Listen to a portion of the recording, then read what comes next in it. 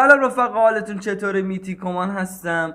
آقا یه ویدیویی داریم امروز، تفاوت نقاشی اصل، یعنی یه نفر اومده با نقاشی شوخی کرده، سرش انگار به تنش زیادی کرده، اومده با نقاشی های مثلا معروف دنیا اومده شوخی کرده. مثلا این نقاشی الان اصله، این نقاشی رو مسخره کشیده.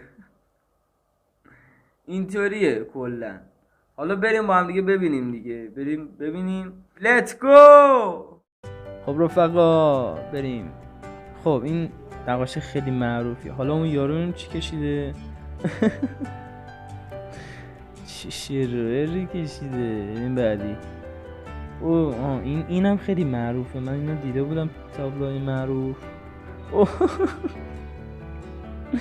چیکار کرده؟ برو بریم بعدی. این چیه؟ اینا من دیده بودم. آی خدا. برو بریم بعدی. این یه زن و مردن دارن میرقصن. حالا ببینیم یارو چی کشیده. دیگه اون دوتا چسبم گرفتن میرقصیدن. خب این یه دختری که نشسته. چی کشیده به قرآن. برو بریم بعدی.